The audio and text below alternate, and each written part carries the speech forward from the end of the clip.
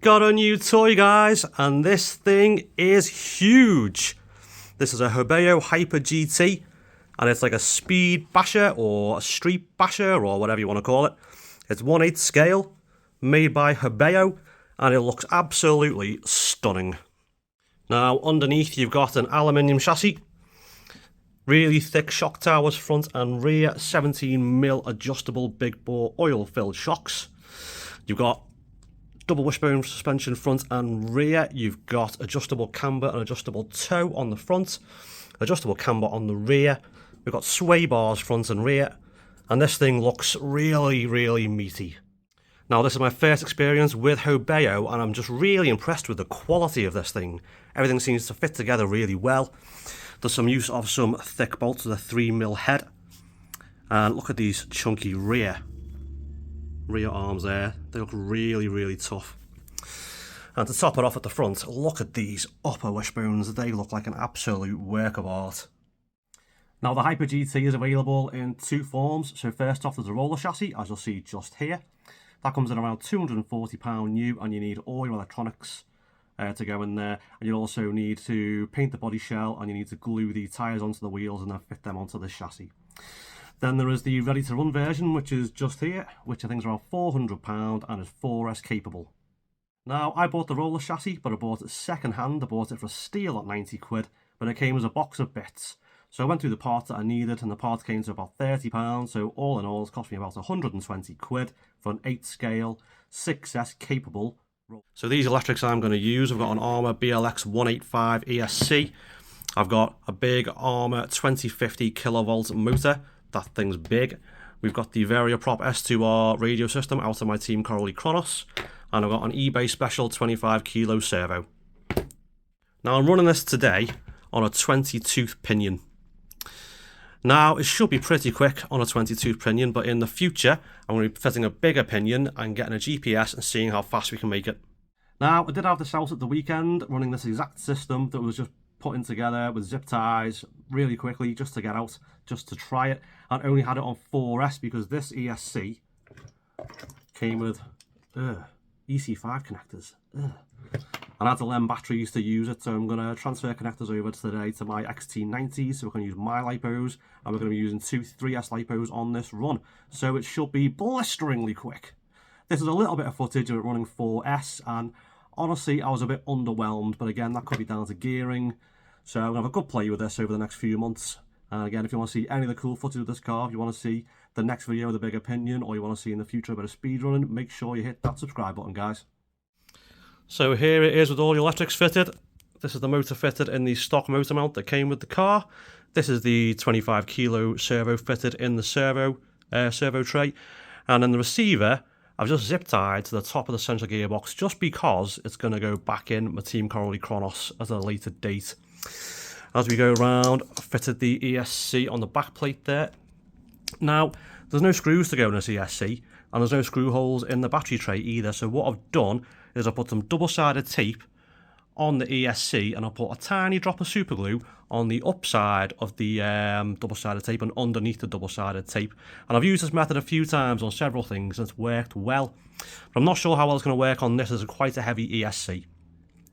Anyway, we've got two 3S lipos ready to go, and before we fire it up, I'd just like to point out the only thing I don't like about this RC chassis is this battery tray. My problem is, I mean, it's not very deep for a starter, but the end of it, your batteries are held in by the ESC. There's no secondary part at the end here to hold batteries in, so that's not the best design in the world ever. Anyway, finally, I've mounted the switch for the ESC on the shock tower. So I'm going to try and start it up now. I'm 90% sure I've wired it all right, but if you guys want to place bets in the comment section on whether or not this will start or whether it will blow up, then I'll leave you guys 10 seconds to make your bets. Right, moment of truth, let's turn it on. Oh, it's not blown up. Steering works. What's the wheel speed like? Oh my god. Woo! That's not even full power. Let's go outside and have a play.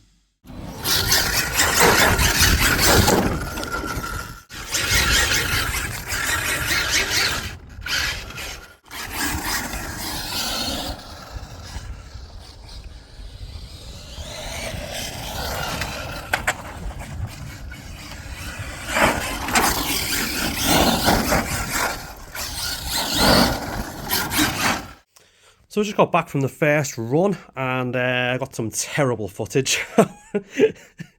Honest to God, the worst footage I think I've ever got of an RC car in my life. Anyway, it's quite a busy road today anyway, so I don't mind coming home early.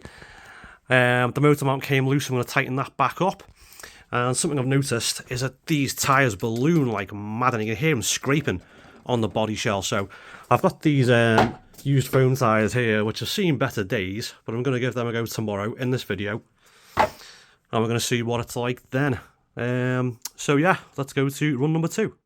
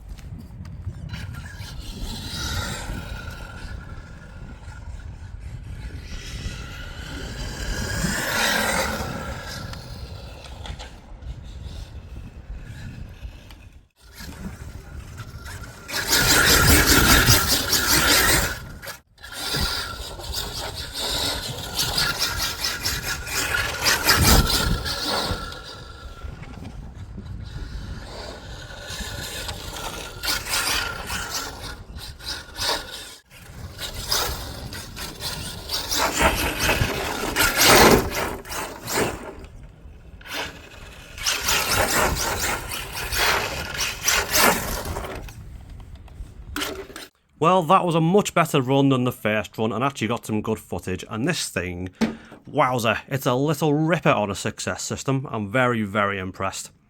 As I'm sure you can see from the video, these tyres do balloon quite dramatically. And it caught the rear of the body shell a couple of times, and the body shell's actually, you can see that, like hitting the tyre now. So that's not great. So I'm going to do something with the body shell. Oh, hang on. That's why. I'm going to try and do something with the body shell to keep it sticking out. And in the next video, I'm going to have this on a different set of tyres, which hopefully won't balloon as much. And then in the future, I'm going to try it on a bigger pinion gear and see how fast we can get it to go. I'm going to hunt down the 100-mile-an-hour mark next year, but it will be beginning of next year, hopefully. So if you want to see that, guys, make sure you subscribe. Anyway, guys, hope you enjoyed the video. See you guys next time.